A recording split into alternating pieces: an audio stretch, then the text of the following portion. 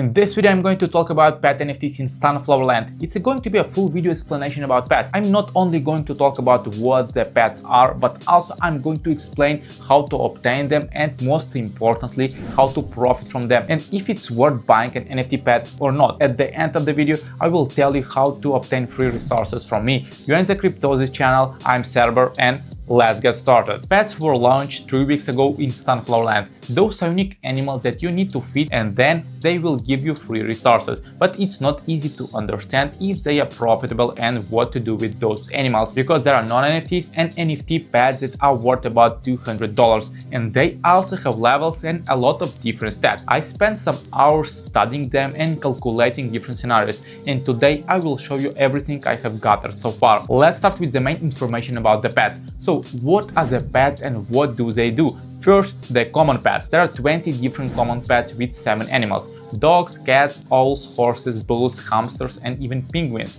Each animal has 3 different skins except hamsters. They have 2. They all are practically the same. There is no power difference between dogs and penguins, for example. They might produce different resources, but in general it doesn't matter if you have got a cat or a horse. There are 3 ways to obtain a common pet. The first way is to buy it for 150,000 coins. It's a one-time offer, means you can buy it only one time. To do it, go to the plaza and find the pet shop. It's situated around the common chest. Click on it and purchase the common pet. The price of 150,000 coins is not a lot. If you do digging, you will obtain those coins easily by selling digging resources and making daily deliveries. If you don't want to wait until you get 150,000 coins, go to cfltips.xyz and buy the most profitable resource, then sell it to Betty. In average, you will get about 1,000 coins per one spent flower. That means the common pet will cost you about 150 flowers or $15. The next way to obtain a pet is by purchasing it for 10,000 love charms in Life Island.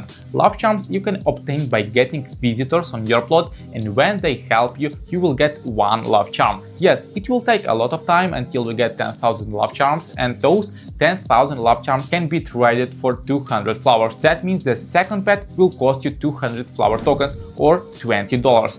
The third way to obtain a pet is by buying it at the mega store for 2,000 chapter tickets. The common pet is considered an epic item. That means first you will need to buy 4 rare and 4 common items before you can buy a pet egg. You will need about 4,000 tickets to buy an egg. If you consider the price about 0.1 flower per ticket, the third pet will cost you 400 flower tokens or $40. Then every new chapter we will be able to buy 1 more common egg. A chapter runs for 90 days, that means you can only buy a common pet every 3 months. And to get a full set of 20 common pets, it will take you about 4 years and a half. You also can't get double pets. Every new egg you will get a pet that you don't have yet. And it seems like inflation is controlled, because every chapter developers will probably add more utility for those pets and find a way to control the production of high-level pets that players will have over time. Now let me explain how the pets work. Each pet has an energy and XP system. The energy is used to fetch resources and the XP is used to level up your pet. Each day a pet will generate food requests. The amount of requests will depend on the pet level. The higher the level, the more requests you can get. A pet at level 1 starts with 2 requests. Once the request is completed, the pet will get the amount of energy and the amount of XP that is indicated on the request. Click on your pet and check today's food request. You can see that I have pumpkin soup that will give my pet 30 XP and 30 energy. I can only feed my pet with each request one time. Every day at the daily reset the food request will change. You can also reset all requests by spending your gems, but it definitely isn't worth doing it. Important things to consider: if you don't feed your pet for 3 days, it will lose 500 XP. Only XP, not energy. And it's only one time, so if you didn't feed your pet for 1 week, you will not lose 1000 XP, only 500. Also, every 2 hours a pet will enter sleepy mode. You can click on it and get free 10 XP. XP, not energy. So that's all the main information about common pets. Next, I will talk about how to obtain resources from those pets. Click on your pet and then go to Fetch area. Here you will see fetchable resources. First 2 you will unlock immediately. The next 2 you will need to get level 7 and level 20 of your pet. By clicking Fetch, you will obtain the indicated resources. For example, my dog Barkley will give me 1 acorn for 100 energy if I want to fetch. and I also can get bone for 200 energy. Those resources can be traded in the marketplace, except acorns. Acorns are not tradable. The only way to obtain them is by spending your energy and fetching resources. The rest of resources you can fetch, spend your energy and sell them.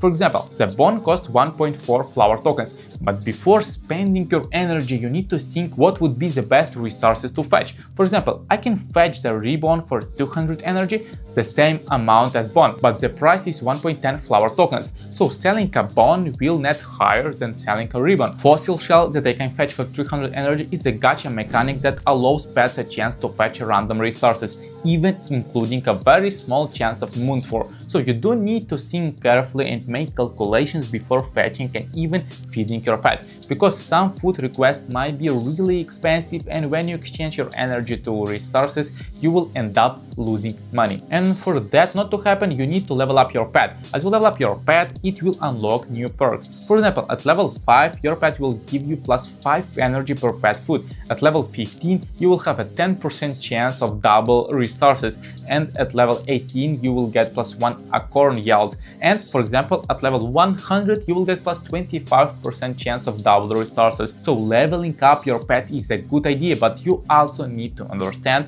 that a lot of players are leveling up their pets. That means they will produce more resources and sell them. Without a solid sink and utility, pets will not be profitable at all, so you do need to test it for a few days and only then make your decisions. And the price of the resources that pets give will change over time, because Pets has a new system in Sunflower Land and the team is still testing that mechanism and how to balance the economy. So with new updates you probably will need to repeat these calculations. Now let's get into NFT Pets, because here things are even more interesting. There will be in total 3000 NFT eggs, and in the beginning only 1000 are available. Then each auction will have an additional supply of 50 eggs. NFT Pets are very unique with a lot of colors. To understand how unique the NFT Pets are, let me explain the attributes. In total there will be 550 unique attributes available for each NFT pet. Each pet will have one of 15 unique colors patterns, each pet will have one of 10 unique accessories, and each pet will have one of 3 beeps. And besides this, pets also have auras, so you can understand how unique your pet can be. It's like your pet that no one will ever have, because you will level up him, feed, etc. And I believe in future we will be able to customize our pets, for example wearing them. But what is the difference between common and NFT one? Well, first of all, NFT pets are tradable, while common ones are not. You cannot sell your common pet, but you can sell your NFT pet. You can level it up, get resources, earn, and one day sell it. NFT pets can fetch moonfur, the resource that can be obtained for 1000 energy. Right now the price of moonfur is about 4 flower tokens. You will need moonfurs to craft shrines and get boost. NFT Pets also can follow you in Plaza. It's a small but cute feature.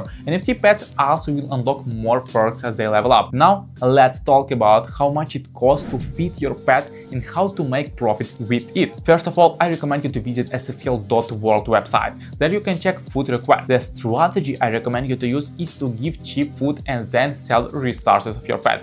For example, the easy food gives 30 energy. You need to give easy food for 7 days to be able to fetch some resources. On average, you will spend about 0.5 flower tokens or even less. Then you just fetch a ribbon and sell it for 0.9 flower, and you keep the profit. Same with the medium and hard food. For example, some of medium food is very expensive and it's better to skip it, like sunflower cake, pumpkin cake, all types of cakes, because they cost more than 1 flower to cook and it won't be profitable to fetch resources. So you need to do these small calculations to understand what's good to feed your pet and what's bad. Not all food is equal. But the main question is, why do we need pets? Why should players buy pet resources? And the answer is because we need to buy shrines. Shrines are in-game boosts that can be bought in the pet shop in Plaza. For example, for 15 acorns you can buy a boar shrine that will reduce the cooking time by 20% and it will last for 1 week. For 15 acorns, 10 roofroot and 10 dewberry, you can buy a bantam shrine,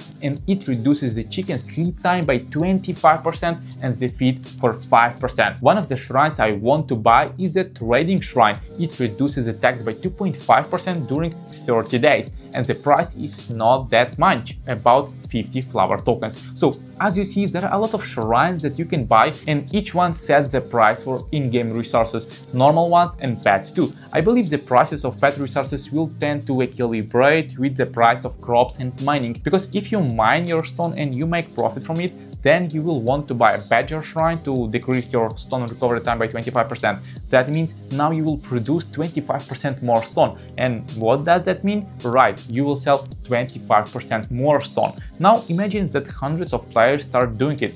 Obviously, the stone price will decrease. It will decrease until it's no longer profitable to buy that shrine. Maybe it will not happen in the beginning, but with time it will be a problem. And that's probably when the team will introduce new burning mechanisms for resources or something else. With those shrines, now there are plenty of methods to earn. It's good to focus on one method and maximize earnings from it with a shrine, rather than focus on 5 different methods and make a little profit from each one. I want to show you the calculations you need to do to see if the shrine is profitable for you or not. There is no certain answer because it all will depend on your land, but I can show you how I calculate it for myself and how I recommend you to calculate. First of all, let's start with the trading shrine. You will need 5 moonfurs, which cost about 20 flower tokens, then 15 acorns, which cost about 10 flower tokens, then 3 obsidians, that's more 30 flower. So in total, the cost of the trading shrine is 60 flower tokens for now. And how to profit from it? Well, it reduces the marketplace tax by 2.5%. All you need to do is multiply 60 flower tokens by 40, which will be 2,400. Why 40? Because 100 divided by 2.5 is 40. So you need to multiply the price of the trading shrine by 40 times to know how much trading volume you need to do monthly for that shrine to be worth it. That means if I sell resources for more than 2,400 flower tokens every month,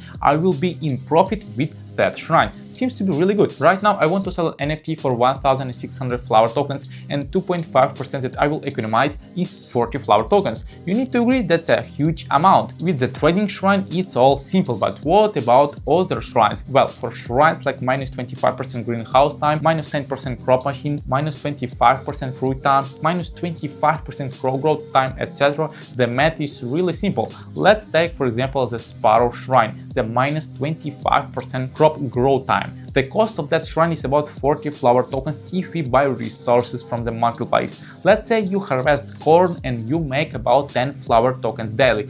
Weekly that would be about 70 flower, and 25% boost from the shrine is plus 17 flower tokens. The additional boost is less than the cost of the shrine. The only way to profit from those shrines is by making a good income from resources like 10 or 20 flower tokens a day. Then those shrines will be profitable for you. But it's not easy, since it will require you to buy a lot of expensive boost, and that's not for everyone. There are shrines like plus 0.5 honey production speed and plus 10% chance of the bee swarm, or minus 25% flower growth time and plus 10% chance to get plus 1 flower. Those are a little bit expensive shrines for what they give, unless you have a strategy that will be worth it. As I already said, you need to look at your account and at your strategy. There is a legendary shrine which has a cost of about 60 flower tokens. It will last for 1 day and will increase everything by 1: crop yield, fruit yield, wood, stone, and even flower. I tried to calculate how much it will earn, and I came to a conclusion that it really doesn't worth it.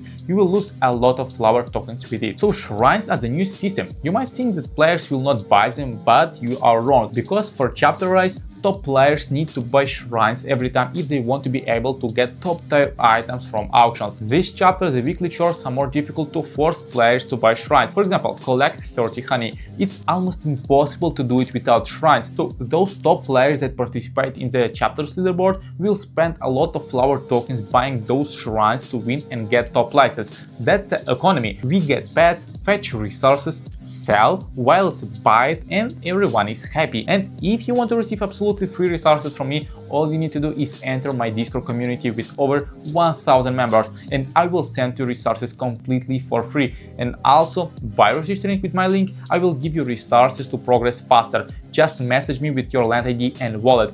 Thank you for watching, and see you in the next video.